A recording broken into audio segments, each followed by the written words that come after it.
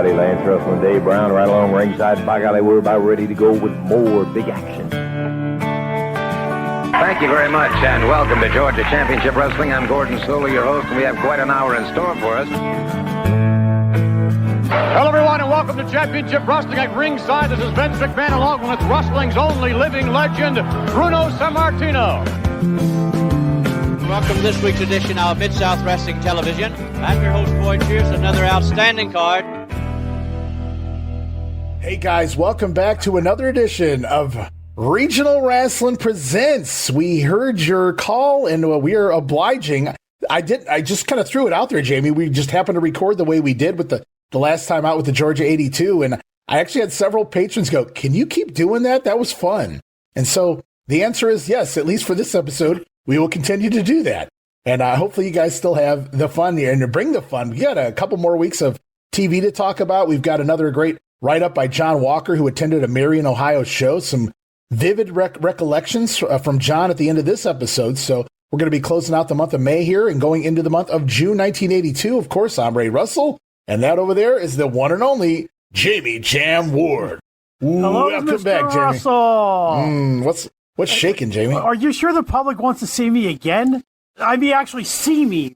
They like you. They really like you. Yeah, well, I don't know. They'll get sick of us sooner or later. But heading into the summer now, I guess it would be technically. But when does summer start exactly? I'm not really sure. But we're closing out May, so I think. Okay. Well, I always considered the summer the day I got out of school for the summers, you know what I mean? So, and that was right around this time frame going into just after Memorial Day. And that's what we're going to do. Here are the show notes up on the screen for anybody who is here on the Patreon. You guys can see them, obviously part of the VIP tier. If you're listening on the podcast side, give it a try for a month. If you don't like it, you can always cancel, but we offer so many great video casts involving Jamie in many of them.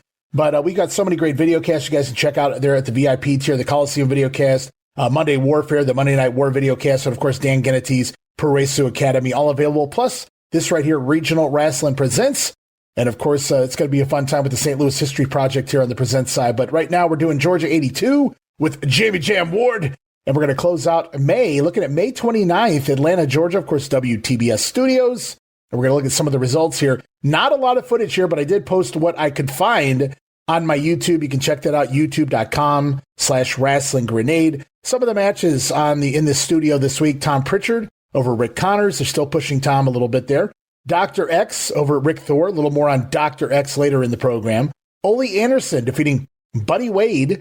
Brad Armstrong over Black Jack Bobby Garrett. Masked Superstar defeating David Dees.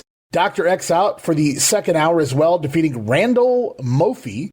Not familiar with him. Randall may have been a one and done. I would have liked to have seen that matchup, though, because anytime a guy comes around, working a veteran that I've never heard before, it always turns into something fun in that Georgia ring. Yeah, it does. Ask Marion Crumley. Yes, that's one of many, but yeah, he's one of the more famous. I guess that's because the video footage does exist of Mr. Crumley. We're going to scroll down real quick, look at some of the other matches on the show. Ted DiBiase back in the Georgia territory over Chick Donovan. We're going to see Kevin Sullivan on this program defeat Bobby Garrett. Leroy Brown scoring a victory over Ken Timms. Now also on the card, Kevin Sullivan challenging national heavyweight champion Buzz Sawyer. And Kevin bringing that Rocco doll or whatever that's a creepy looking freaking doll. Is it not, Jamie, that doll that Kevin looks like he found it in a dumpster somewhere? No, I'll bet he found it in the prop closet of the TBS studio. TBS too. Because once upon a time, whatever the previous incarnation of TBS was, just like every other market in the country, they probably had their own kids show. Kids show, right? That's a good call.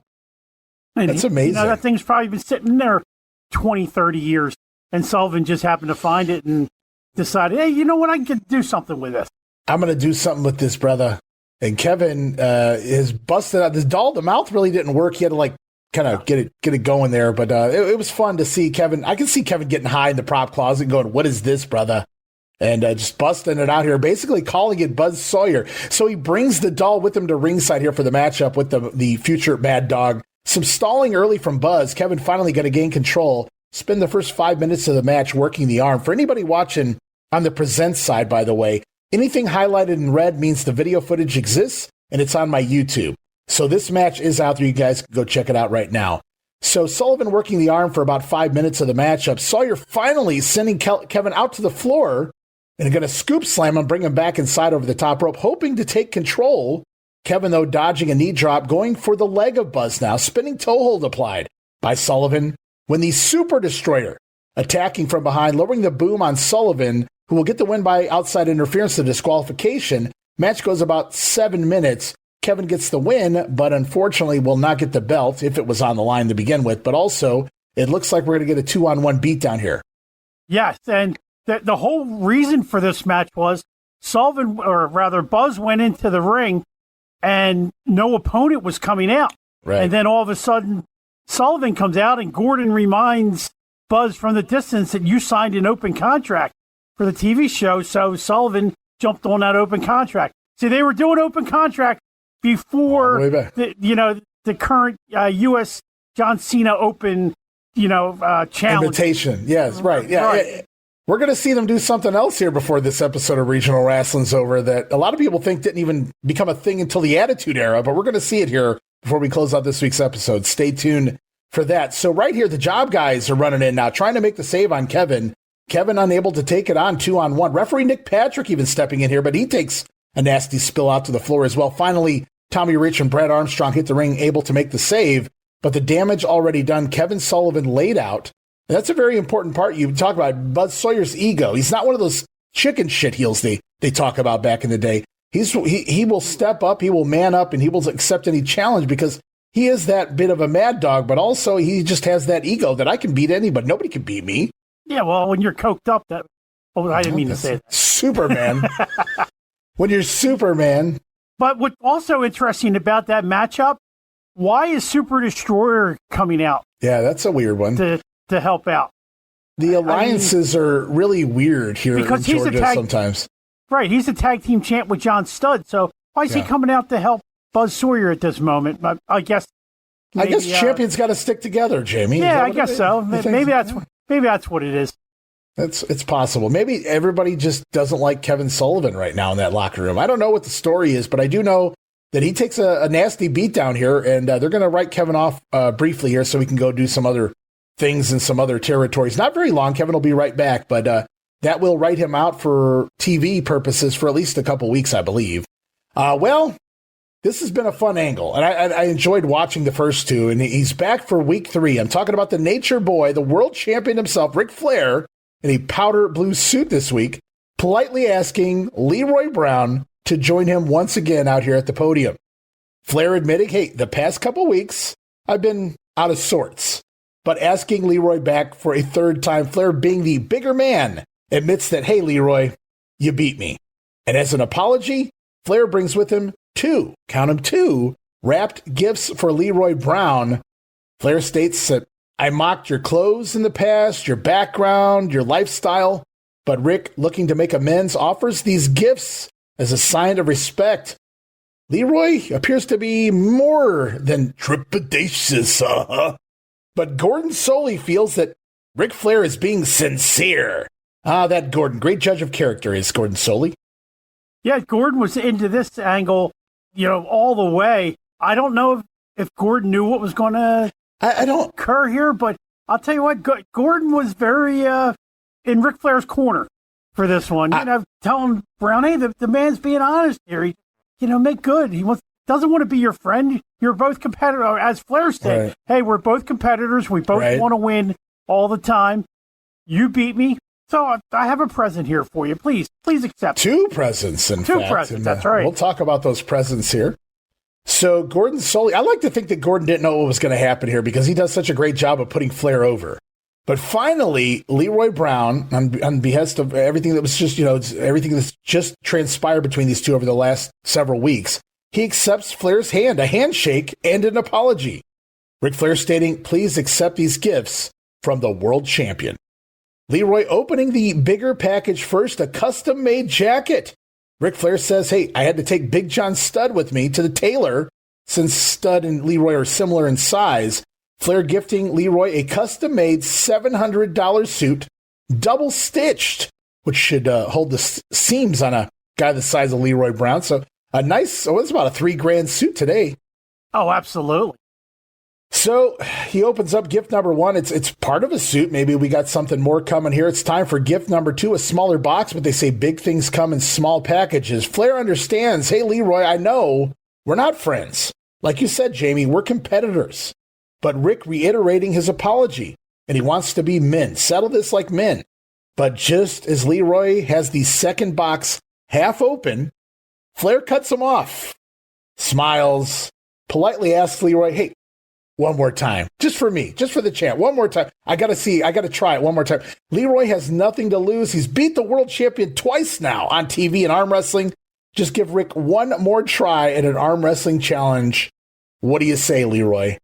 Notice they close the lid on the gift. We don't see what's in that second box as the story progresses. Yeah, this is one of my dad's favorite angles. He always wanted to see Ric Flair, because he always watched it with, and my mom, we used to watch Georgia wrestling on Saturday night. And my dad liked Ric Flair, but he hated Ric Flair. But in this one time, he thought, wow, this guy is really a decent guy after all. And he was really into the angle, and he couldn't understand why Leroy was being so trepidatious on the whole thing. And then we go down for the third time, and my dad makes mention, the memory is vivid. My dad talks about, look, Ric Flair's even going to fight him with, it looks like his 2 fingers are wrapped. So he's going to fight him with a bad hand. Arm wrestle with a bad hand, not fight. And I tell you what, I've seen some of the All Japan footage from this time period, and I've seen some other things that went right into this, and that's a legitimate injury. That I'm glad you brought that up. Flair's hand, his fingers taped together. I don't know if they were broken, but there was an injury involved there. Flair had his, and you would see that a lot with some of the world champions that were working nonstop like that. They would keep going with the taped fingers. Kerry Von Erich had to do that. The Von Erichs were famous for that as well because of their style in the ring. So Flair has Gordon Solie hold the underlined unopened there, package while they turn the podium over on its side one more time for one more arm wrestling matchup. I'd call it a rubber match, but Leroy's already got up on him too. This time, though, Flair referencing, as you pointed out, some broken fingers. So he asks to go left-handed this time. I was right there. I'm like, what's going on here? But it really doesn't. It doesn't play into anything. So it's legit. Flair wanting to go left-handed, and Leroy, he agrees. And from there, Gordon Solie going to give the go sign, and off we go for the third time. Ric Flair quickly getting the advantage this time, has Leroy down about 80% of the way to the table for a good 20 seconds. They're doing this before Brown makes that slow comeback. Methodical, but it gets the job done. Again, Leroy driving Flair's hand down after 30 seconds of action. Yeah, that was great action. I mean, I didn't know what was going to happen at that point because you figure Flair's going to probably pull something out from behind, hit him over the head, except for the first two, and including this one.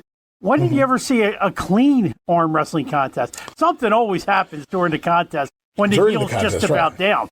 Right. So it was great. But did you catch that the real highlight was when Flair takes off his rings and his watch, Gordon just sucks that stuff right up and puts it right in his pocket. Brother, boy, howdy, hoping to get it. Gordon's hoping that Rick forgets about it. Rick forgets about it. And he's already on the plane, and he's taking it back to Florida where he can probably hawk it, get a couple of bottles. Because that's what I was, that's what was going through Gordon's mind when Flair walks out with those two boxes. He's probably thinking one of them is filled with bottles of bourbon or scotch or something. Brother, wouldn't that be something? Absolutely. Give me a nice little bourbon. Put a Kentucky ice cube in there, drop an ice cube in it. Now remember, guys, Ric Flair came out here calm, cool, collected, the champion. We saw him out here just polite. Hey, let's try it again. I mean, you got nothing to lose, Leroy. Let's do this a third time. Well, that cool, calm, collected champ, not anymore. Leroy Brown wins again and then reaches over to open his second present. When Ric Flair, with a sucker punch out of left field, rocks Leroy Brown. Down goes Brown from a sucker punch from the Nature Boy. But Leroy back up and grabbing hold of the Nature Boy, grabbing hold of the champ, double arm elevated choke up into the air, 9 feet into the lights, which is an amazing visual in TBS studios. Flair looked like he was 20 feet in the air as Leroy was choking the life out of him. Enter, we heard this guy's name mentioned just moments ago, Big John Studd from behind clobbering Brown. Must want that suit. Then Ric Flair going to open the second box for himself. Leroy Brown down and out for a moment. Leroy, what's in that box there? Ric Flair with a rerun hat from What's Happening. Hey. Placing the rerun hat, old Fred Berry there, on Leroy's head. Now Brown going to fight both heels off as we end the segment. This one done, I believe, to take the heat off of Flair and put it on Studd. Flair's off for All Japan, on a tour of All Japan right after this. And so we got all this heat built up. Why not just kind of move it over to someone else? So John Studd, the same size. They mention that. They make sure to point that out in the storyline. But what a tremendous angle. And I don't know that a lot of people would have understood the significance of Ric Flair trying to humiliate Leroy with the rerun hat, who was a gimmick. Oh, yeah. Well, I grew up watching What's Happening. So yeah. I understood it at the time. You know, he was trying to insult Leroy with the rerun hat. But yeah, Fred Berry, boy, could that guy dance. Well, he came from a dance troupe.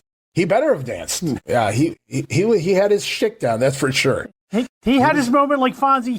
He wasn't as big as Fonzie, but Rerun had his moment where he was on all the girly magazines, not those kind of girly magazines. Not that, yeah, right. But exactly. the teenage girl magazines, 17 and things like that. He was all over that stuff in the late 70s.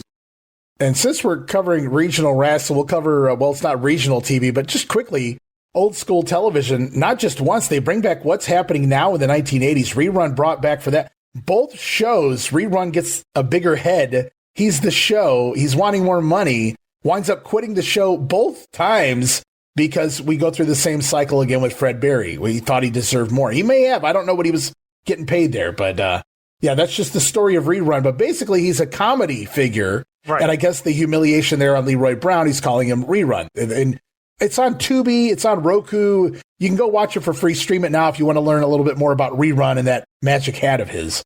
It was a gimmick, guys. It was a gimmick. Yeah, he was supposed to be the main character of the show, but he got popular and kind of took over the show. And then he got the real, as you just said, got the real big head. And then when they do the show over again, they didn't learn from their mistakes from the first time. And boom, once again. Well, I've never confirmed this. I've never asked anyone, but you hear tell a lot of the TV tapings, guys would not get paid. They were there to promote the house shows and make the money off the house shows. They were there to draw that. The job guys, the enhancement talent, would get a couple bucks. Now, this is an interesting situation. El Mongol, who was literally on the last days of his career here in 1982, he's been working TV, and we know he popped up on an Omni show or two, but he's not working any of the house shows at this point. He's not working any show beyond the TV, but here he is again popping up on the television program, scoring a victory over Mike Thompson. I'm wondering if maybe Ole, out of respect, out of his past, out of drawing the house, out of really keeping Georgia very much going and selling the arenas way back when in the 1960s going into the 70s. I'm wondering if he's just getting a $25 paycheck here or something along those lines just to pop up on TV and do this, because I can't see any other reason why El Mongol would just come out with a full head of hair now, looking like a normal human being rather than a quote-unquote Mongol, and it continues to work these TV station matches. Yeah, if he's only working TV, I don't remember him working too many of the house when we went over the last set of Georgia results. So, right. Yeah, he's probably getting a snippet, to show up like the $25 like the jobbers get. Well, I think it'll pay off for him. He'll probably pop up on some of these results simply because Ole's doing the Northern tours and the Georgia tours now. So now you're going to need a little bit more talent that'll stay local versus the guys that'll be making the travel and vice versa. And we've got guys like Kevin Sullivan coming and going. We're going to see, Michael Hayes coming and Ted DiBiase coming and going. So we're going to see some talent pop up. Paul Orndorff right now, he's going to be here to stay for a while, but we're just getting into that at this point in time. To close out the show, John Studd and Super D going to a no contest with Bob McKenzie and Rick Thor because Leroy Brown attack could have been a disqualification. I got no contest in my results here. Leroy Brown looking for revenge, attacking John Studd to close this episode of Georgia Championship Wrestling. So they quickly pivot from the Flair feud straight into John Studd and Leroy.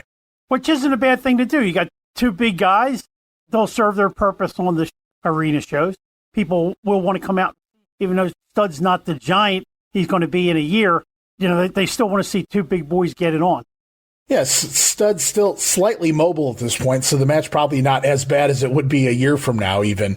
So we're going to go into some house show results really quickly here, guys. And there he is, El Mongol, going up to the North Tour, Huntington, West Virginia, May the 29th, the Memorial Fieldhouse. Mongol drawing Ray Stevens. Talk about a battle of legends. Mongol, more of a legend in the Southeast there, but Ray Stevens, a legend wherever he went. Oh, absolutely. And I think we discussed last time. I believe Ray may have been in the spot that Bob Roop ends up in as like always right-hand man, because he'd only be on TV every once in a while. He'd jump back and forth between heel. And the same thing when they go on these tours. He'll wrestle face one night and heel the next night. Right. Yeah, that's another good call. And he's doing a lot of the Northern tours, I noticed. So maybe I wanted to say he was probably in charge of the Northern tours when Ole wasn't there, but Ole's here for this one in Huntington. Michael Hayes defeating Ole Anderson. That had to kill Ole just to make the crowd happy. Ole doing the job to Mr. Pure Sexy. For his heat, as much heat as Ole took, he always did what was best for business. He really did. That Michael Hayes is about. He's on the verge of giving Hayes a super push, so he might as well do the honor. Well, he does do the honors here in Huntington. Also on the card, Superstar and Super D back together again for a win over Bob Armstrong and Kevin Sullivan, who was technically wrote out on TV, but he'll still work some of the house shows, as we'll see before the next television. John Studd, we're already doing this. John Studd and Leroy Brown to a double countout. Also, Tommy Rich over national champion Buzz Sawyer on a DQ. We continue on Columbus, Ohio, the following day, May the 30th, Ohio Center. On the card, well, look at this. Michael Hayes drawing Super Destroyer in the opener. Michael Hayes and Super D in the opener. Wow. That's a stacked card. You know, you're walking into Bob Armstrong over John Studd by disqualification. Masked Superstar battling Leroy Brown to a double countout. It's Buzz Sawyer over Kevin Sullivan by pinfall. And in the main event, Roddy Piper teaming with Ole Anderson, over Dusty Rhodes and Tommy Rich by disqualification. We even have times for these matches now. Only 5 matches on the card, but every one of them given some decent time. Even the Leroy Brown match given 10 minutes, everything else longer than that. Yeah, people in Columbus didn't go home feeling they got ripped off that night. And plus, television, without directly saying it too much, was pumping up this Piper, Ole, Dusty, Tommy Rich tag team match. I bet this one probably drew pretty well with the hype that they gave it. I think so. You know, Dusty had been promoting a week or two ago on TV. The first time ever, Dusty Rhodes and Tommy Rich are getting together. And, of course, Piper and Ole, two of the top heels, certainly here in the Georgia territory right now. So they brought there's not a preliminary match on this card, which may be the first ever, I think, of any house show we've covered, where you don't see a single preliminary match and you open up with Michael Hayes and Super D. So that's job well done there up in Columbus, Ohio. We go back down to the southern part of the tour. Tom Pritchard over Chick Donovan. Kevin Sullivan defeating Ray Stevens. There it is again. Bob and Brad Armstrong over John Studd and Super Destroyer, the tag team champions. Michael Hayes defeating the Masked Superstar by disqualification. Tommy Rich battling Buzz Sawyer to a double countout. Yeah, another very, very solid house show. And this time back down in Georgia. We continue on. I don't have results, but they do run a show in Cummings, Georgia, June the 3rd, North Forsyth Junior High School Gym. That's a mouthful. On that card, they continue to tell the Leroy Brown versus John Studd story. And it looks like Tommy Rich married to Buzz Sawyer for the most part outside of that big Columbus tag team matchup. It's been Buzz and Tommy still continuing their feud over the national title. So Kevin looks like he goes off the road May the 30th in Columbus. It is one-on-one Sullivan and Sawyer. And Sawyer's going to mention here on the upcoming TV, we're about to go into an additional injury he gave Kevin. And I'm going to presume it likely happened there in Columbus. So we'll talk about that when we get there as we kick off June 5th episode on TBS. Hour number 1 going to kick off with Brad Armstrong over Johnny King. From there, we have a pair of promos which do exist. They're on my YouTube right now. The quality isn't exactly perfect, but it's surviving footage, so be appreciative, people. Tommy Rich out here as the fans hold up a Paducah, Kentucky loves Tommy sign. So somebody made the drive. Yeah, that's a nice little haul. Get from Kentucky to the Omni. Yeah, absolutely. Not the Omni, I mean TBS Studios. Right. Well, they love them some Tommy Rich. A country boy can survive, says Tommy Rich, talking to Mr. Piper. He says, Roddy's true colors are starting to come out. Those colors are yellow. Piper hired a bounty hunter, one Dr. X, the masked man, to fight his battles for him. Piper hiding behind this Dr. X character. More on him in just a moment. Well, Rich has news for Roddy Piper. Tommy was informed that if Roddy's name is on the contract, he will still have to fulfill his obligations versus Tommy, versus Dusty, versus whomever. So Roddy Piper at this point in time, the story is he's trying to hide behind this Dr. X figure, letting Dr. X take all of Roddy's bookings. Yes, and that's a good, nice little cheap heat angle, having somebody else fight for you. Well, we hear from Tommy. Now we hear from the other side of the horse's mouth. We heard from the horse's rear. I think a lot of people would argue it would be the other way around, but I love me some hot rod. So it's Roddy Piper standing out here with Dr. X, who is wearing a mask, but also some familiar looking trunks, complete with a lightning bolt on the rear. Didn't really change his trunks. So I don't think that's Tito Santana, though. We will see Tito here in Georgia in 82, though. Oh, yeah. He's one of the many stars that will come through between now and December 31st. So we do see this man, familiar trunks, familiar lightning bolt on the trunks. Roddy out there here talking about his bounties that he's putting out here, throwing $5,000 down on the head of Dusty Rhodes, $5,000 down on the head of Tommy Rich, and just a couple more grand just for the fun of it. Roddy Piper throwing money everywhere here. Bounties galore on the baby faces, courtesy of the Hot Rod, who doesn't seem to want to wrestle. He says, if I don't want to wrestle, can't nobody make me wrestle. He heard what Tommy Rich said out here, and Piper going to prove that right now, as Roddy is not dressed to wrestle, but scheduled for action. Roddy Piper refusing to wrestle, sending Dr. X into the ring to wrestle his match for him. Cue the matchup. Dr. X battling Alan Tupperella, and Dr. X is scoring the victory 2 minutes, 17 seconds with a familiar-looking tombstone pile driver. I feel like the only way it would be more familiar-looking is if he had a meatball sub in his mouth. Yeah. Did you catch the part where he's asking Piper, or maybe even the referee, where's the camera? Where's the camera? Because he wanted to do the pile driver in front of the camera. So yeah. it caught the full visual. But, one interesting part here, if we go back about 2-3 weeks on television, remember they had a big pull-apart brawl at the end of a show? Yes. And there was a Dr. X. There's no way that Dr. X was Roddy. Was Don Morocco. I knew it as soon as he walked out there. The lightning bolt and the tape on the thumb. Yeah, it was. If you've ever seen Don Morocco, even in the mid-'80s WW, his trunks didn't change, people.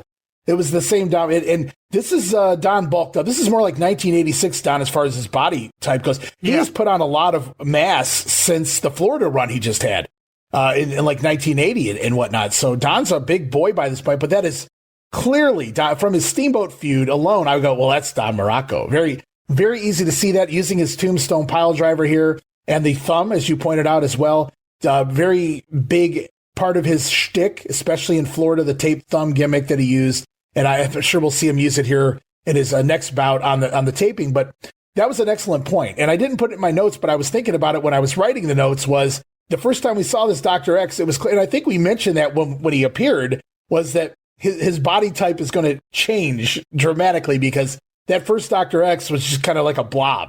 He wasn't really well put together. It was probably Ed Timms, because he's their favorite masked wrestler. And you're talking about Morocco being bulked up. He had just finished up in the WWF in late, December of 81. Yeah. And he really doesn't show up anywhere until he shows up in Mid-Atlantic for the end of the World Tag Team Tournament, where he was teaming with Wahoo, and he ends up turning on Wahoo in Mid-Atlantic. So he was probably sat in sat in Hawaii for 5 months. And that's, ate his meatball subs and had a good old time. But he was really thick for this. Yeah, I didn't realize he had ballooned up to that size in 1982 until I saw him out there. I go, oh my gosh, I feel like I'm watching 1986 Don Morocco. But he looked great. And you make an excellent point with where was he during that time period. Don has talked about that in shoot interviews gone by that, hey man, until the expansion era, when Vince goes, you either stay here or I can't use you because you're going to get passed by. Don loved to go home in the winter and leave the mainland states and go back to Hawaii and chill for a few months because he hated the winter, and I don't blame him. But it's so that very well could have been some beers, some burgers, and whatever the hell is a lot of what do they call those? The pigs with the apple gimmicks and shit like that. So I'm sure he enjoyed himself there for his time away. But he is back, and he is back with a vengeance here, killing these job guys with these tombstones. So we heard from Tommy Rich. He was passing along a message that Roddy will wrestle his obligations. Roddy stating that don't nobody make me do what I don't want to do.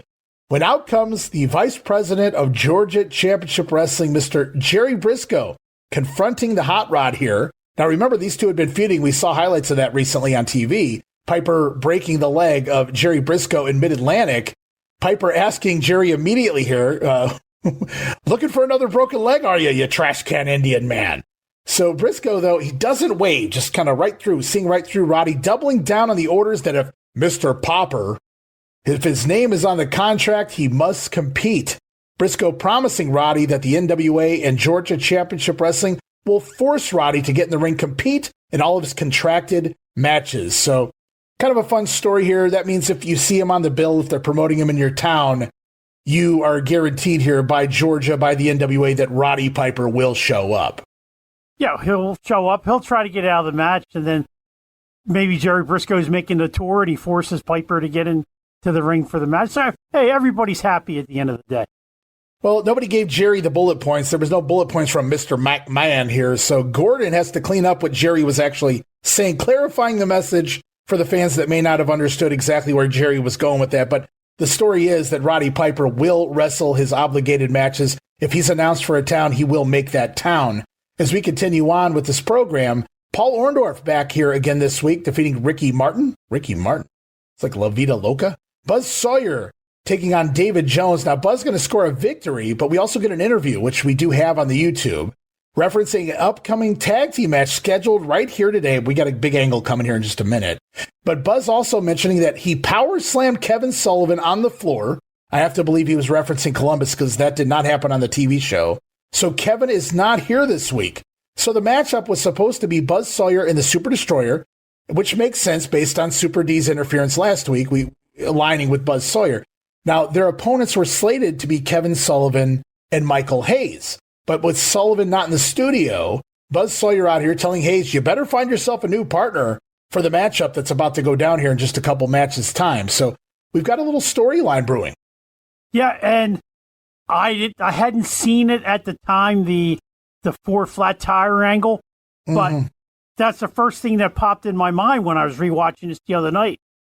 Are they going to do the four flat tire with Sullivan, not being able to make the show? Because it's almost a Freebird angle with Sullivan and Idol all over again. It's very similar, except for tag titles aren't involved this time around.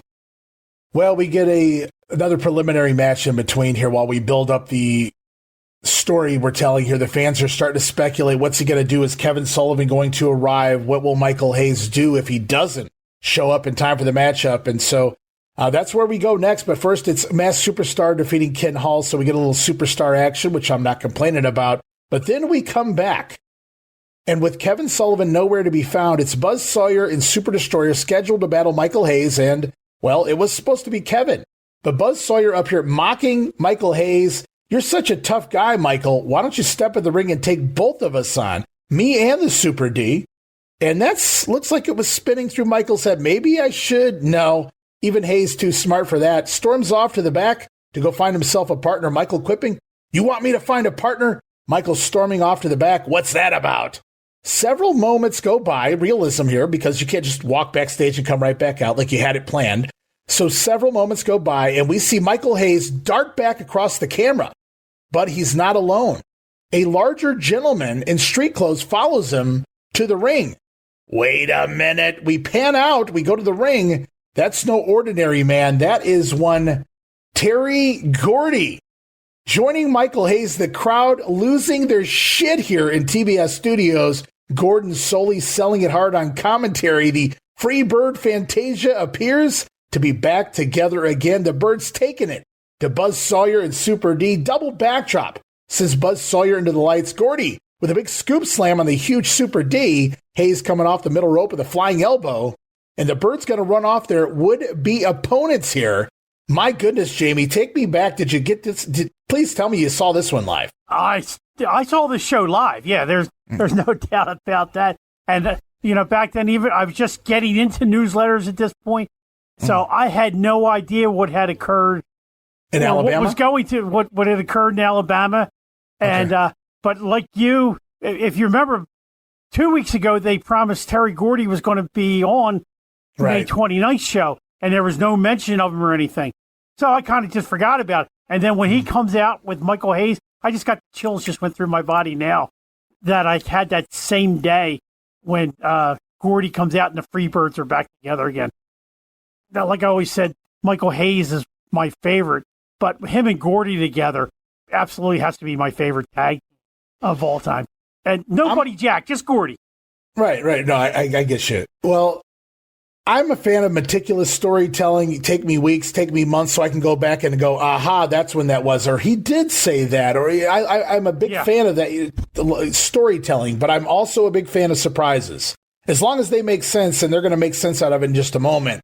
But after basically a year, we call it a year here, split, the Freebirds, of course, Michael Hayes goes babyface, Terry Gordy goes heel. He does some stuff with Jimmy Snuka. Otis Sistrunk comes through that whole storyline. We get a lot of stuff going on there throughout the rest of 1981 with the fighting Freebirds. They're feuding with each other, and they're going to take that feud, like we said, to Alabama. We'll talk about that in just a moment. But to see Michael Hayes go to the back and find himself a partner, and it be Terry Gordy, the last guy you would suspect.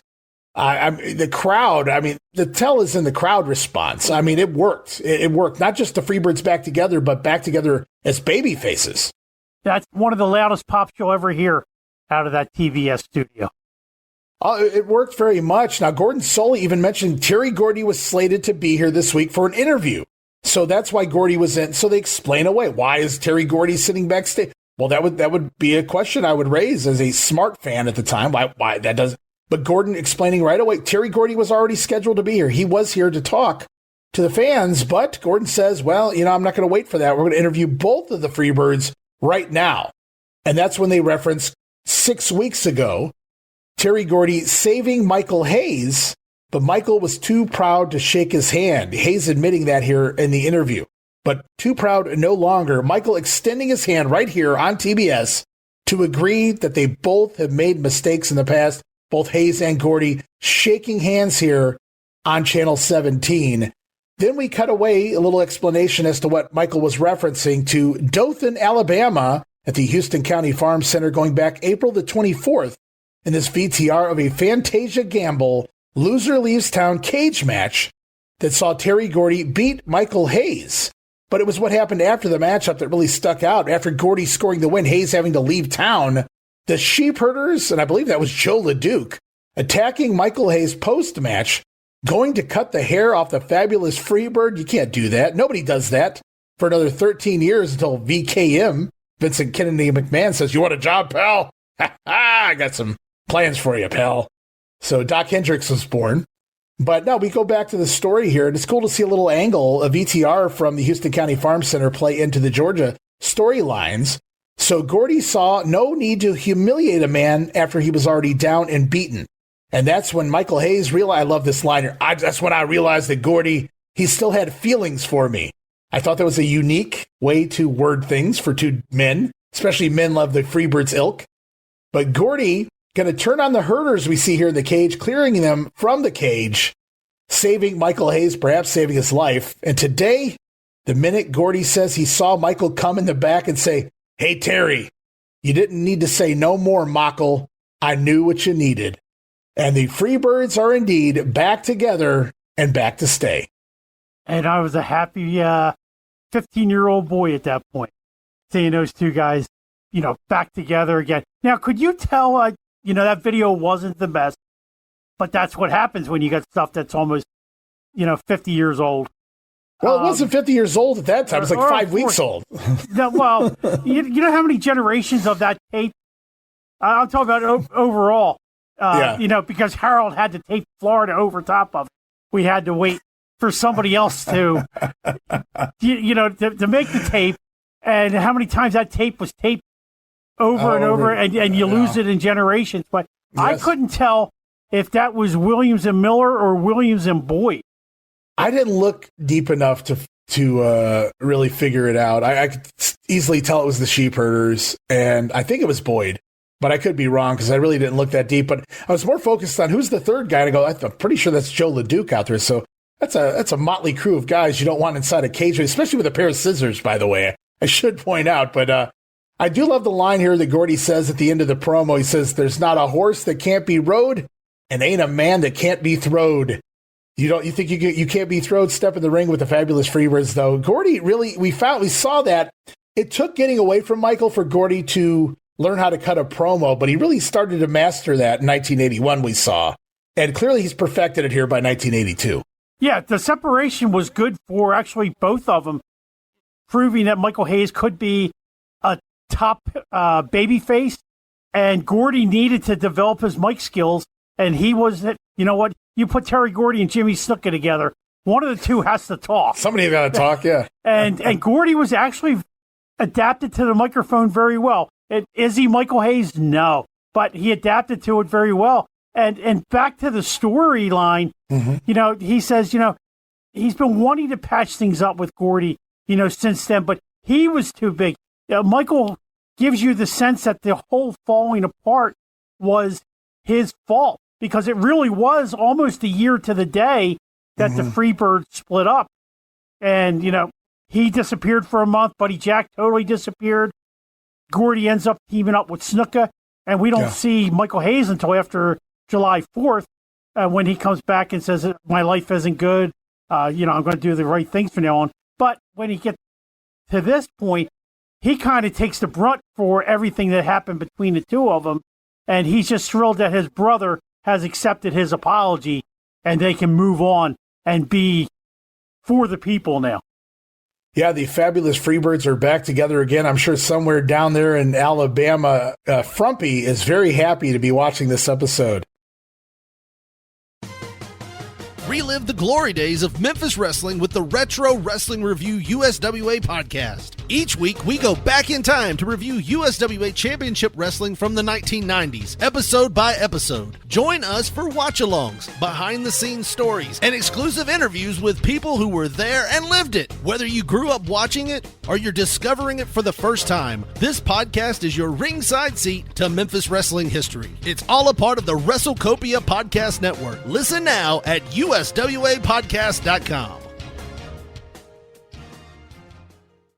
Hey guys, Ray Russell here. Lots of new stuff happening here at WrestleCopia, and I want to update you on everything going on with the brand right now. First and simple, if you haven't checked out our website at WrestleCopia.com, it's a great way to keep up with the latest episodes of all of your favorite Copia programming, from the Wrestling Memory Grenade to Regional Rasslin with the Territory Talk, the Wrestling Stoop with the legendary Bob Roop, Professor Dan Ginnity and the Pro Wrestling Academy, and all the other great podcasts from Gene Jackson, Bob Smith, Dave Dynasty, and the boys from the Other Ship. And of course, all of those programs also available at your favorite podcast streaming platforms. And if you want to stay up to date with everything going on in the Copia world, all the latest news, random thoughts, fun videos, pictures, and more, make sure to join the more than 33,000 followers over at Facebook.com/WrestlingGrenade. Don't be left out. Please also follow us at the former Twitter, now X, at Wrestling Grenade, and subscribe to YouTube.com/WrestlingGrenade. Would also greatly appreciate you leaving us a 5-star review at your favorite podcast apps, guys, because every positive review makes our podcasts more visible in the algorithms, if you will, which allows us to continue to grow. Now, for those who have been asking about merchandise, WrestleCopia merch, you can find plenty of designs for our t-shirts, hats, magnets, stickers, coffee mugs, and more over at the TeePublic store. That is tpublic.com/user/WrestleCopia. And last but definitely not least, it's what keeps the entire machine going. I'm talking about patreon.com/WrestleCopia. Now with 3 major tiers and tons of Patreon exclusive next level content for our supporters. Remember guys, no subscription, cancel any time, but I think you'll like the content that we're offering there for any budget you may have. And you can sign up right now, patreon.com/WrestleCopia. We appreciate your support in helping us pay the bills to keep the WrestleCopia Podcast Network running and enabling us to continue to bring you all the quality programming that we offer.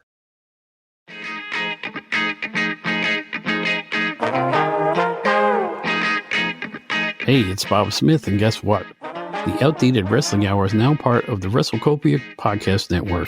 But hey, no fear, you're still going to hear the unique guests, comedy, music, authors, journalists, funny people. Who knows who's going to end up on the Outdated Wrestling Hour? Remember, it's all new and all old. So check it out in the WrestleCopia Podcast Network and wherever you get your podcasts. Listen if you know what's good for you.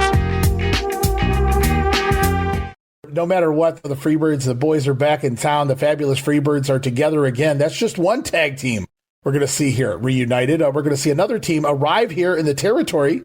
They showed us a VTR a week or two ago, headed in from the Mid-South territory, which we're covering right now on Regional Rasslin Unreeled, right here, part of the Ultimate Tier. You guys can go check that out. The Ultimate Tier!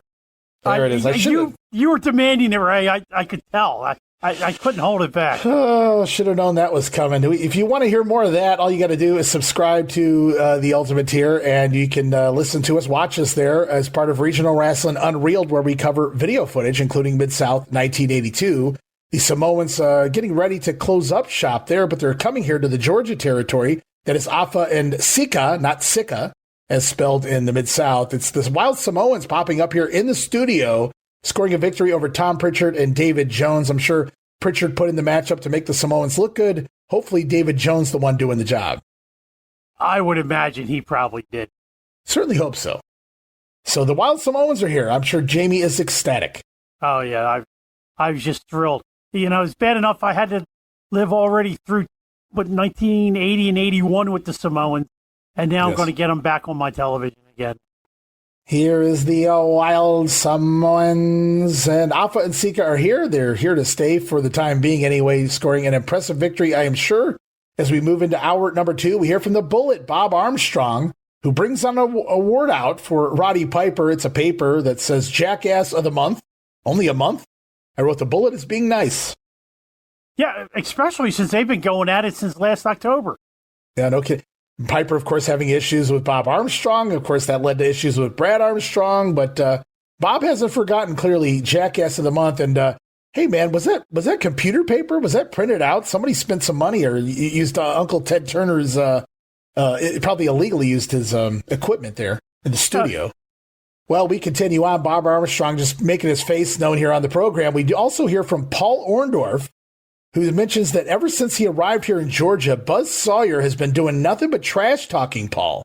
Orndorff doesn't know why, but he's also heard Buzz out here saying that nobody here wants to challenge him for the national title. There's no potential contenders. Everybody's afraid to wrestle the Mad Dog. Well, Orndorff makes it clear he'd be happy to step in the ring with Buzz and get an opportunity at the national title.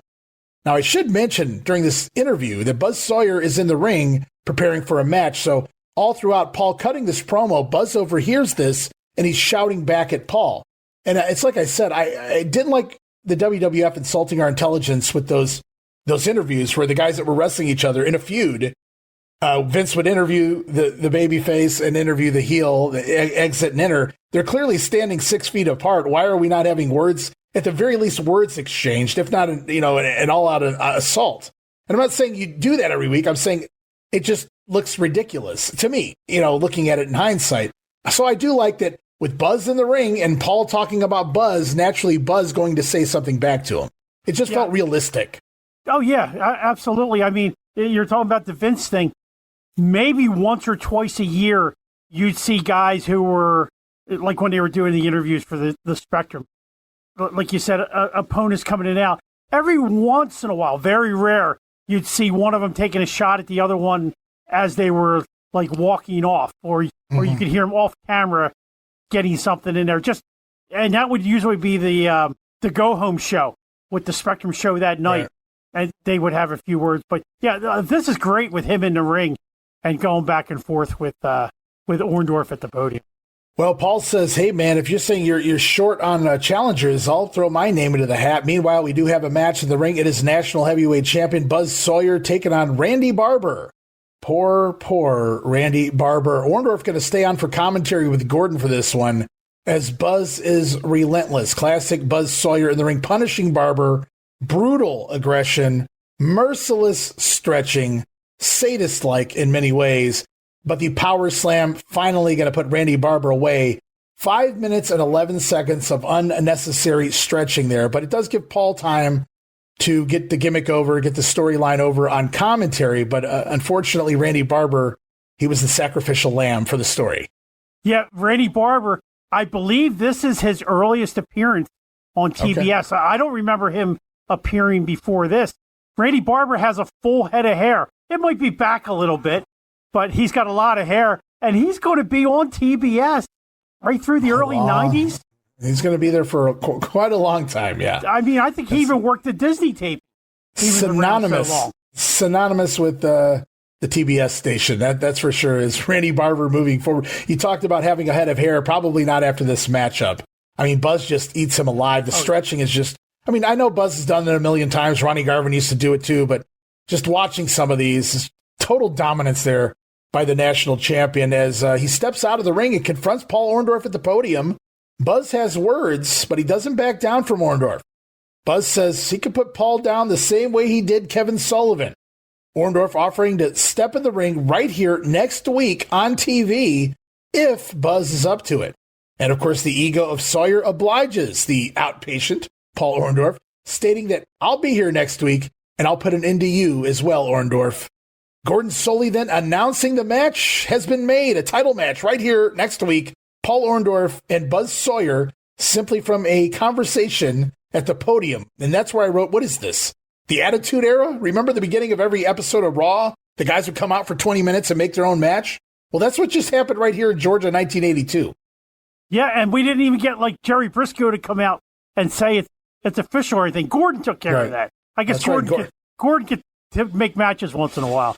Apparently so. This is one he wants to see, the Brandon Bull. Paul Orndorff taking on Buzz Sawyer right here. I believe the national title's on the line, and we do have footage. That match, I believe, exists. They're going to have a couple matches here on TV, and I don't know if it's next week's or the following match that they're going to have that I have footage of, but I do have one of the matches, so stay tuned for that in the weeks to come, guys. We'll talk about more of the Mad Dog and Mr. Number Wonderful. Right now, though, we talked about Number Wonderful. Now it's time for number 2, as in Mr. Wrestling number 2, battling Rick Connors.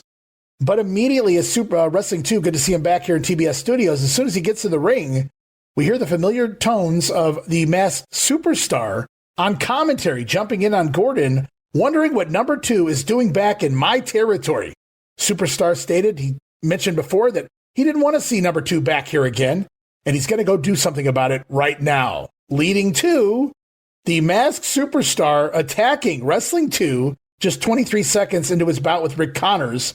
So Wrestling 2 getting a disqualification victory due to outside interference. Talk about abrupt. Yeah, it was like jumping in the DeLorean and going back and seeing these two go at it again. So it's just kind of weird because, you know, it felt like insta-feud, even though they have the backstory. So Superstar jumping number 2, working him over, lands that patented sit-out clothesline, continues the assault, beating down Mr. Wrestling until we see some preliminary wrestlers begin hitting the ring. Referee Scrappy McGowan are out there, but Superstar throwing them all around, even the referee. That'll cost you a fine, Bill Eadie. But Brad Armstrong finally arrives, and the Superstar decides it's time to bail. And Wrestling 2 slowly helped out of the ring, slowly helped up off the studio floor, really selling the beatdown, which was a pretty generic beatdown, all things considered, but Wrestling 2 selling it like he just had the life knocked out of him, basically. Well, 2's a real pro, so he knows how to get the opponent over, and he knows they're going to have probably the 3rd or 4th match at the next Omni, and it gives the fans more reason to come out because he is the most popular wrestler. I don't care what happened. Tommy Rich didn't win that contest. Mr. Wrestling 2 was the real winner. He's got the trophy on the mantle to prove it. I wouldn't be surprised if Wrestling 2 doesn't win the Most Popular Wrestler Southwest Award in 1983. He's not even there. That's just how popular Wrestling 2 was, guys. That's true. But it's just so fun, though. Wrestling 2 finally back in TBS Studios, and immediately we rekindle a feud from a couple, 2-3 years ago, like you said. And these guys, legendary feud. I mean, on top, main event caliber feud between these two masked men. And now we're kind of rekindling this for the short term, giving them both something to do. Certainly giving Bill Eadie something to do. So he lays out Wrestling 2, attacks him from behind during the matchup, and warns him on the way back, stops by Gordon Solie, warning Wrestling 2, you better pack your bags and keep moving. We don't want you here. Now, I wrote in my notes, the storyline here just felt so abrupt. Clearly to force a match. Clearly they're going to have a match is what this is building to. And given their backstory, it works in this instance. It makes sense. They don't like each other, but even still, to me, it felt slightly forced. It's like, well, we got to find something for Superstar to do. So, Wrestling 2's here. Let's redo that again. And we're going to get it, guys. June 20th at the Omni. Yeah, it was kind of like if you want to move into present day Gunther and Seth Rollins, you had two guys with nothing to do, so they just threw them together at WrestleMania. So it's the same principle here. Really nothing to do with either guy. Let's just put them together. I mean, hey, Ole was good at that. He'd pull Dusty out of his back pocket and rekindle the Ole Anderson Dusty Rhodes feud at the drop of a dime. You know, wherever it was needed, just go ahead and do it. Yeah, and again, this isn't an actual card, but I see what you're getting at there. You know, let's say Bob Armstrong has Kabuki, Tommy Rich has Roddy Piper, but we got Dusty. We got Dusty on this date. What do we do with him? Well, let's just fucking do the old Ole Dusty thing. You don't, if it ain't broke, don't fix it kind of deal. And so you can kind of always go back to that. And that's what they do here for the Omni show. Another solid matchup with a huge backstory behind it from years gone by, with the two masked men stepping into the ring once again in just a couple weeks' time. As we continue on with the TV, we heard from Roddy Piper and we heard from Piper with his bodyguard, his bounty hunter, his whatever you want to call him here, Dr. X, again back with the hot rod. And Roddy says, I thought that beatdown there on Wrestling 2 was a beautiful thing, man. The excitement around Georgia right now, says Roddy Piper. You got Wrestling 2 down in the ring. You got $5,000 bounties on Tommy Rich and Dusty Rhodes. With the previous match thrown out, the match never really got going there with Wrestling 2. Roddy Piper politely, kindly offering the services of his Dr. X to fill the void. A standby match, an impromptu match, if you will. How kind of the hot rod. Yeah, well, Piper is that kind of guy. He's very giving. I mean, he wants to give people $5,000 to take out Dusty Rhodes or Tommy Rhodes. That's the kind of guy Piper was. He was a man of the people. He wanted to give his money away. He didn't and a few extra grand for the fun of it, man. What the hell? Exactly. He just wanted to make everybody happy. Well, credit to Dr. X, who steps in the ring to take on Mike Jackson. Dr. X changing his trunks from hour to hour, seemingly. From blue in the first hour to black now, but again with the lightning bolt, so very clear who this is. The Masked Man tries a leapfrog at one point, but forgets how large he's gotten in recent months. So he falls short and falls on the back of poor Mike Jackson, who tries to recover, but he realizes there's no point. So we move into the finish.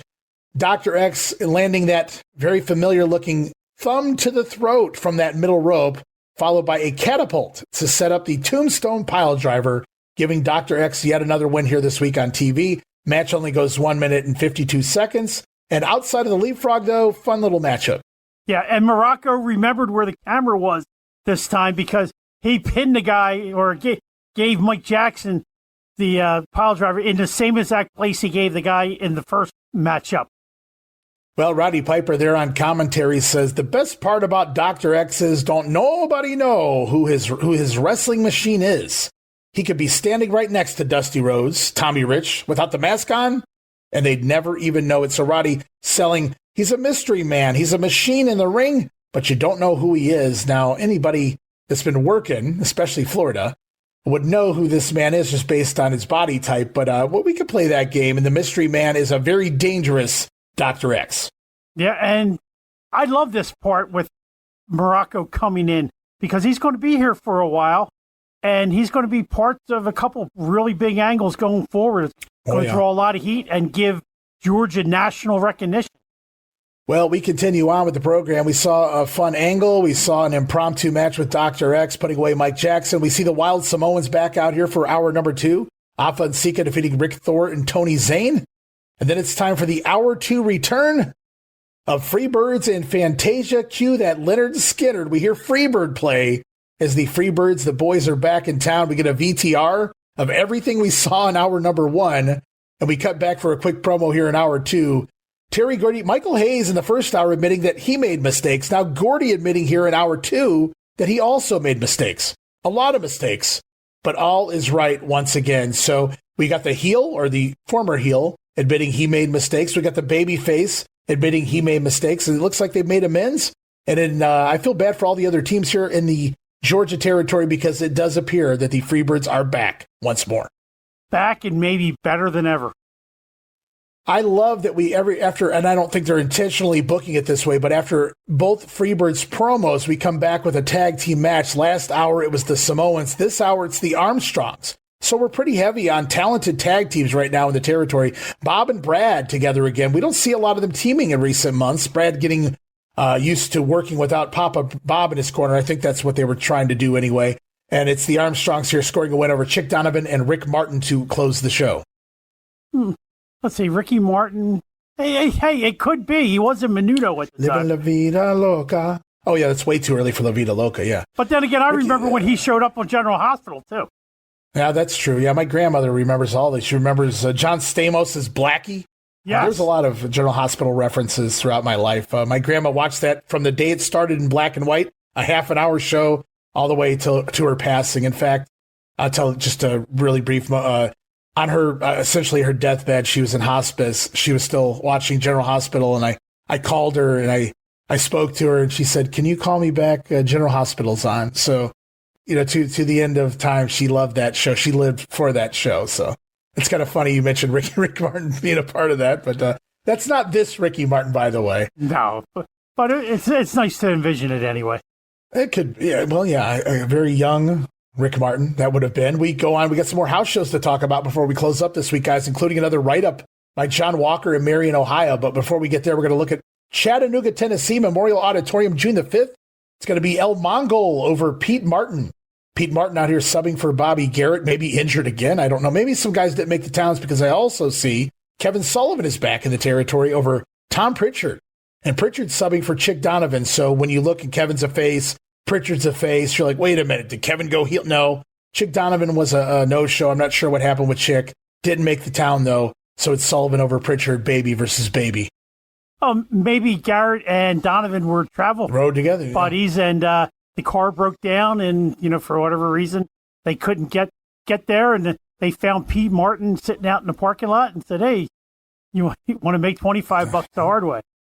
Yeah, I mean that's totally believable, and in this situation, and so we get an upgrade. Really, I have nothing against Chick Donovan, but Tom Pritchard, I mean, just a step above in my personal opinion. So Kevin and Pritchard on the card, Sullivan going over. Michael Hayes defeating the Masked Superstar, really pushing Michael heavy in recent weeks. Michael was, I don't want to say he was doing jobs, but he certainly wasn't scoring all these pinfalls over the top level talent. So they certainly have plans for the Freebirds. No doubt about that. We also see the Armstrongs, Bob and Brad over John Studd and Super D by DQ, and Tommy Rich defeating the national champion Buzz Sawyer. Obviously, the title not on the line there in Chattanooga. No, and you know what? I'm putting 1 and 1 in my head right now. We're on June the 5th. Michael Hayes said that cage match occurred 6 weeks ago. Loser leaves Southeastern, and that's right about the time that Michael Hayes starts reappearing on Georgia television. He was doing those northern tours basically the whole time. Even when he disappeared from TV in February, he was still doing the northern tours here and there. But his return to television, it coincides with his loss to Southeastern. Well, I don't know what happened to Bobby Garrett, but I do see Chick Donovan back here for the following day, June the 6th, Columbus, Georgia, Municipal Auditorium. It's Chick Donovan scoring a victory over Tom Pritchard. And since Pete Martin stepped up in Chattanooga, he's getting himself another piece of work here. Brad Armstrong over Pete Martin in Columbus. Also Wrestling 2 teaming with Leroy Brown over Super D and Chick Donovan. Double duty. So again, I'm thinking somebody's a no-show. Bob Armstrong over Masked Superstar and Tommy Rich defeating Buzz Sawyer on a count-out. So Tommy and Buzz continues on. I wonder if they were starting their blood fest yet. Man, I have to imagine it being Georgia that somebody was gigging, but I don't know if we've gotten to the blood feud yet. That's to come. We'll build there, though. I promise you. Plenty of blood between those two. Lots of bloodshed. As we go off to Marietta, Georgia, Cobb County Civic Center, also June the 6th. On that card, Brad Armstrong over Chick Donovan, Tom Pritchard defeating Pete Martin, Michael Hayes over the Superstar, Buzz Sawyer once again beating Kevin Sullivan, and in the main event of the night in Marietta, Dusty Rhodes and Tommy Rich teaming up over Ole Anderson and the Superstar by DQ. Again, another double duty night, this time for the Superstar. So there's clearly an odd man out here. Somebody's injured. Somebody's down. Yeah, I guess maybe Piper got stuck in Mid-Atlantic and couldn't get to the show. That looks like that was Piper's spot before, so that's a very good call, very possible there for Marietta. Well, he said, I'm not going to wrestle if I don't want to wrestle. We'll pretend that's what happened there. June the 7th, Dayton, Ohio, Hera Arena. I don't have any results, but they are on the Northern Tour, which means June the 8th, we're in Canton, Ohio, maybe for the first time. Canton Civic Center, and they bring the big guns. Sullivan over Tom Pritchard, Wrestling 2, defeating Buzz Sawyer by DQ. Tommy Rich over the Superstar by DQ. Michael Hayes teaming with Leroy Brown over John Studd and Super Destroyer. And Death of Rove, Mac and Dream, baby, bringing in the great Kabuki for the Canton show. Always bringing in outside talent for these new towns up north. Dusty over Kabuki by countout. Yeah, and we haven't seen Kabuki for a couple months on television anyway, so it's interesting. I wonder if Gary Hart did make the show with him.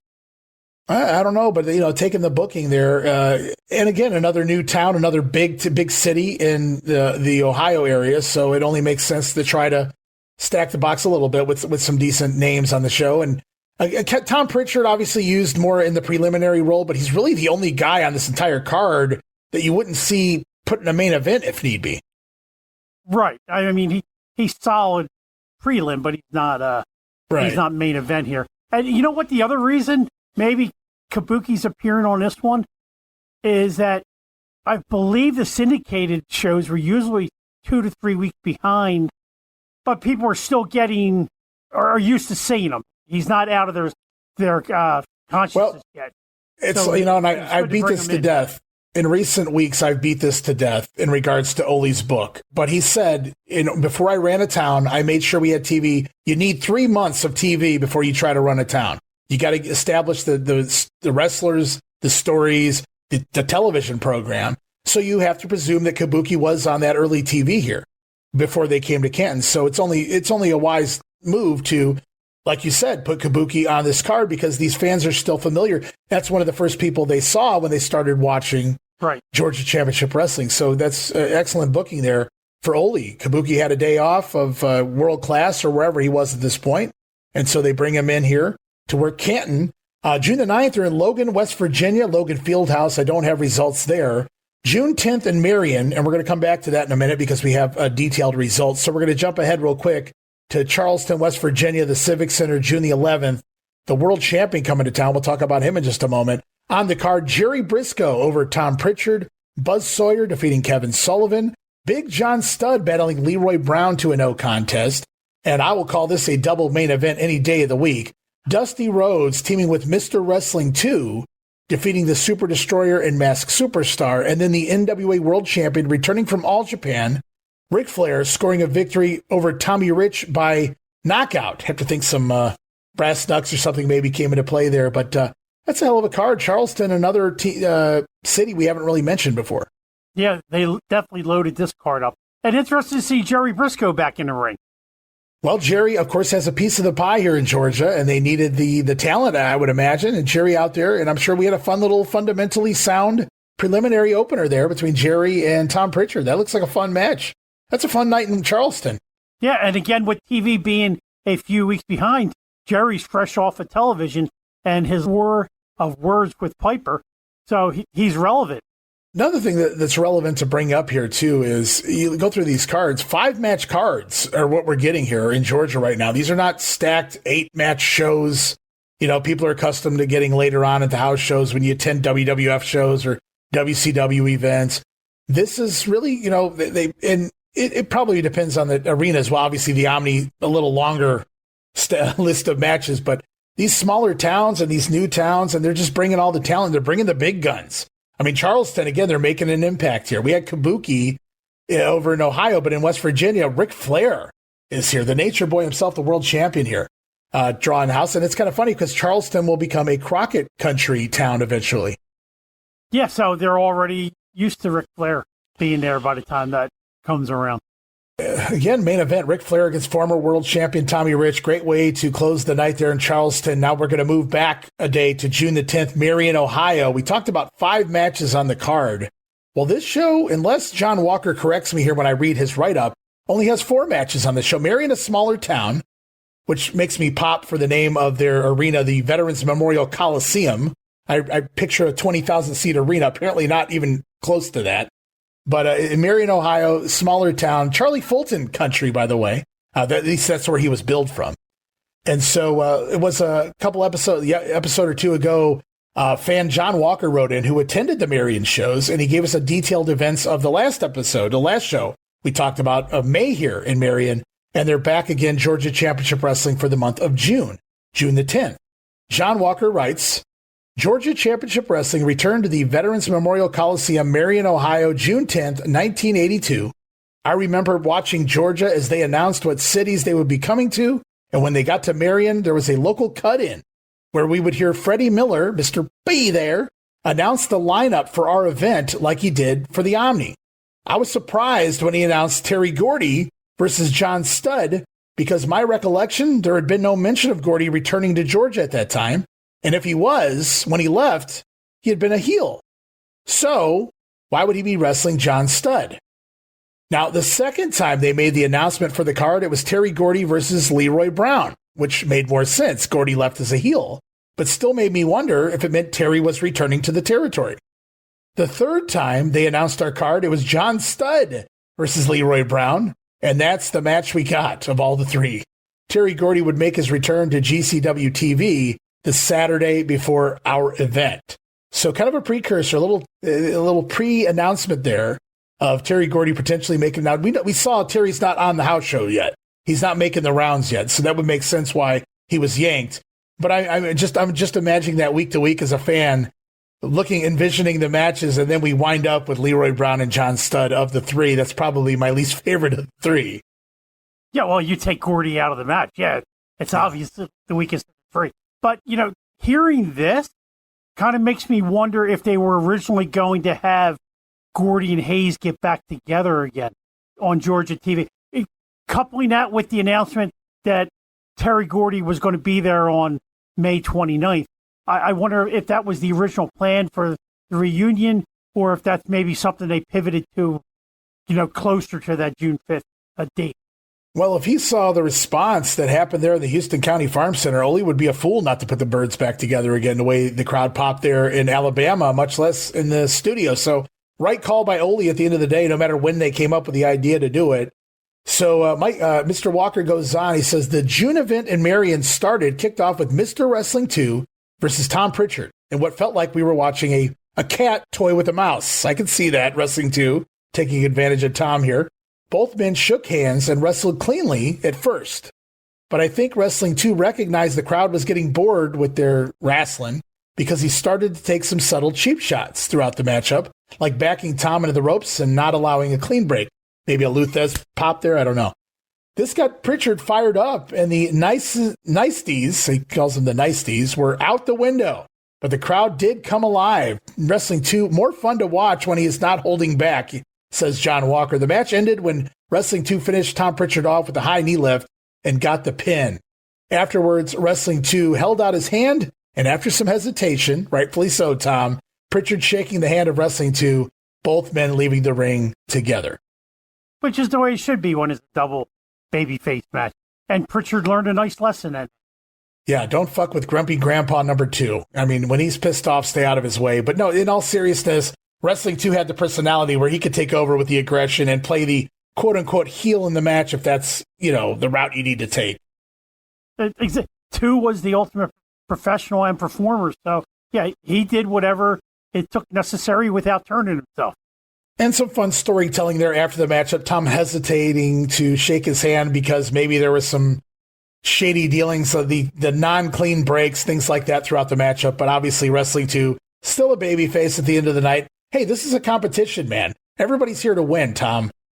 Yeah, exactly. And that's what's missing in the sport, or I guess it's not a sport anymore. The sports entertainment that we watch today. You never hear anything about who's going to win the purse of the match or stuff like that. They've kind of taken the competition sporting part out of it, where it was very heavy at this time.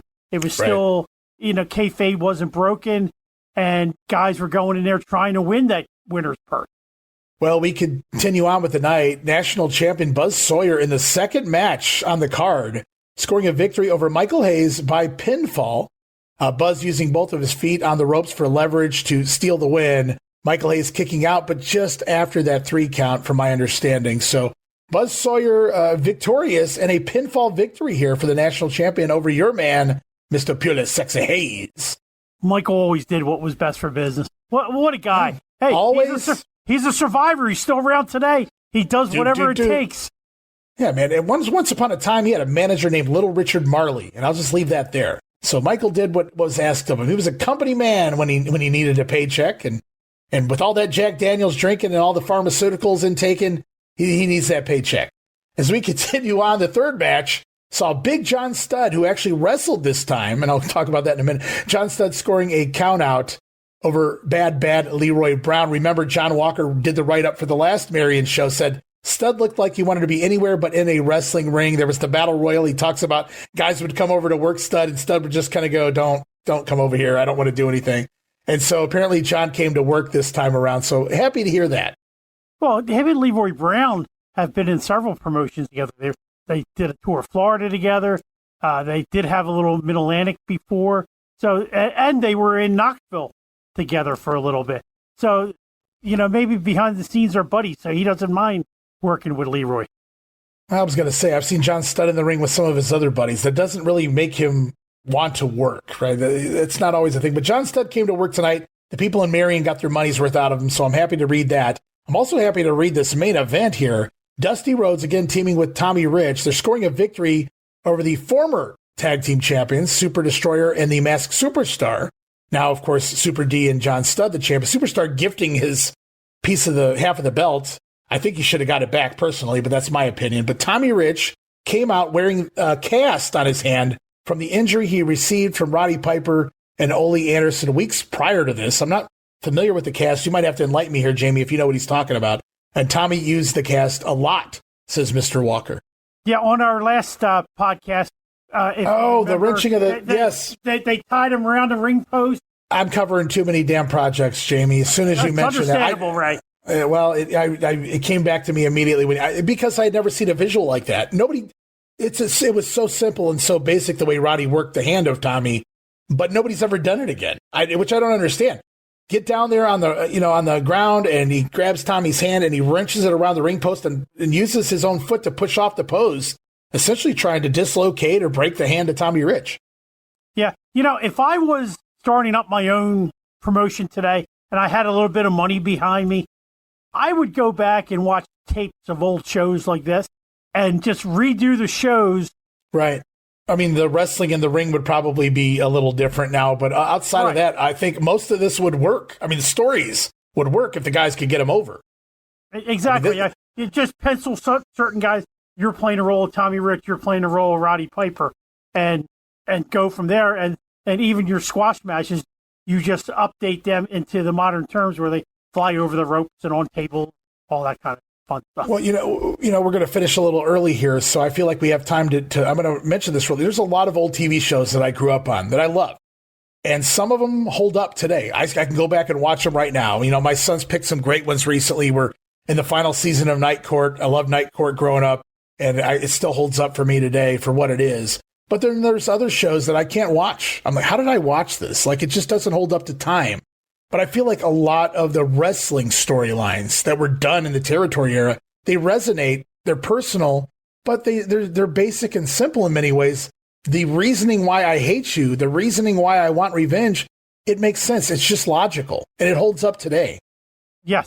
A lot of people, like you had your son watched Mid-Atlantic, right? 82, 83 through that run, and he loved it because it all made sense on how they do it, and it wasn't the Wyatt Six with their supernatural stuff and things like that. I'm glad I missed all of that. Keep it simple. Well, you not even have to keep it simple, but keep it logical, and you'll get your fans to stay. Well, John Walker stayed after the matches. He says post-show, the fans would go back to the concession area, which was across the hall from the locker rooms, in hopes that they could get a few autographs from the wrestlers as they were leaving the arena. My friend and I decided to go check it out, and I was surprised to see Jerry Briscoe and Kevin Sullivan come out of the dressing room. Jerry was in a suit, he was not on the card, remember, and carrying a briefcase. I figured he was probably collecting the money for the night. Makes sense. Kevin was in a t-shirt and jeans. The only thing I could think of was maybe he was there in case Dusty didn't show. After they left, security told us they were closing and we had to leave. We made our way up to the front doors, and as we were walking across the parking lot, we heard some people behind us cheering. We turned to see a limousine go by with the back window open.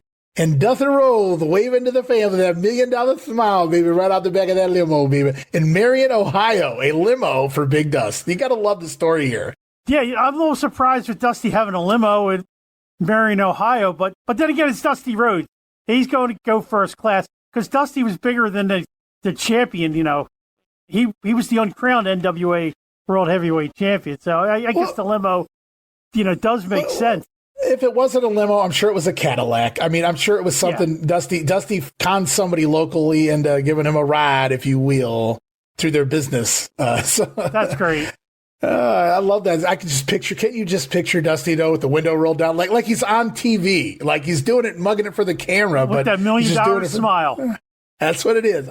The Mac and Dream. What a fun way to close out this episode of Regional Rasslin, guys.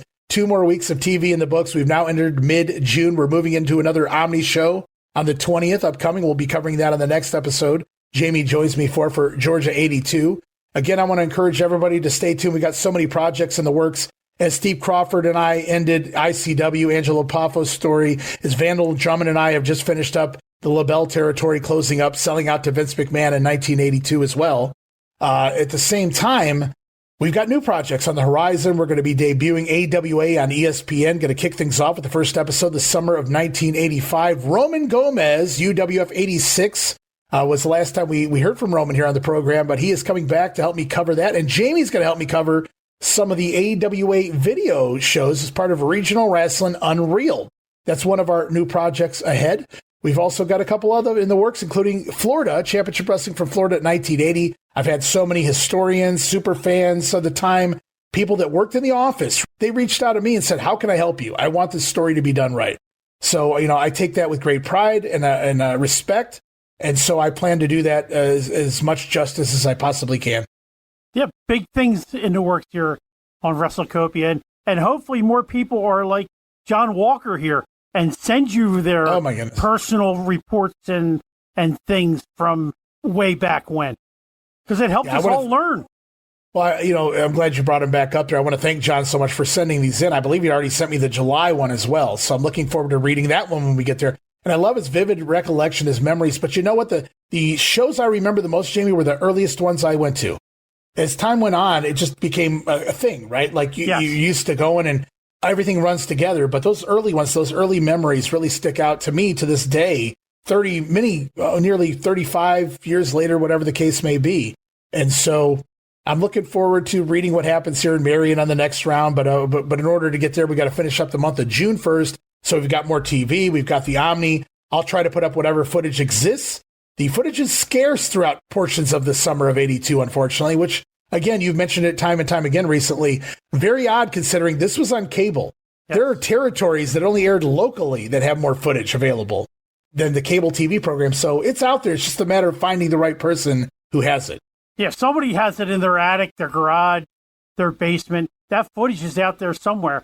And if tapes weren't so expensive, I would have probably started, recording and actually keeping them around that time. That's probably the biggest thing. Like Harold mentioned before, with him taping over some Georgia for his Florida. But, you're mentioning your memories as a kid. It's the same thing with me. I can remember, my dad with Ric Flair, and, I was 15 years old. And here I was at the ECW arena for most of that stuff in the 90s, but I can't tell you what happened because it just doesn't stick. Yeah, it's weird that your memories work that way. But, it's like Bob Roop, when we first started doing the show, he had a story for every preliminary guy that, that was on the card. But as we moved along, I would name a big star and he'd go, I don't really remember a whole lot about him. But yet, you go 1969, 1970, he can rattle off a fun story about everybody that ever walked through the thing because it was new to him. He took time to invest in every single person and learn, everything. And eventually it's the territories. Guys are coming and going. It's just a job, right? So, but it's kind of fun to see that that's, how the memories work. But I'm happy that John Walker has these memories to share with us. And hopefully more of you guys, as you listen, you have, whether it's for Georgia or another territory, a territory we're not even covering. We can always make an exception, a special episode if we can deep dive into a certain territory, a certain city that, the territory invaded. We can kind of talk about what was going on there behind the scenes as well. Maybe some stories at the bars or whatever afterwards. But I will fact check to a degree before you guys start making things up, though, just to be clear. Don't be Tom Robinson me. So, no, I'm just kidding. I just felt like throwing his name out there. I love you, Tom. All right, guys, we're going to wrap it up this week. Jammie, before we go, let everybody know what you got going on right now in the world of podcasts. Well, if you're not catching me with Ray here on Regional Rasslin, you can catch me with Ray as we do Regional Rasslin Unreeled on the ultimate tier. The ultimate tier. See, I did it. See how that feels? Ray and I, review 1983 Southwest. We do the ropes. That's right, Warrior. We do 1982 Mid-South. Soon, yes. 1985 AWA on ESPN. You can also catch me just about every week on The Other Ship with Michael Herrick, Drew Samuels, and William Merriweather. We have a lot of wrestling-centric talk. And if we're not doing wrestling, we might be talking about movies. Recently, we did a show about our favorite memories of The Office. That commemorated our 3rd anniversary of The Other Ship. We've also had, podcasts about Thanksgiving dinner, Christmas dinner, Valentine's Day. You never know what we're going to discuss on The Other Ship. So please, check us out. Also on the WrestleCopia Network, I was recently on with Bob Smith in the Outdated Wrestling Hour. So you never quite know where I might just happen to pop up and say hello.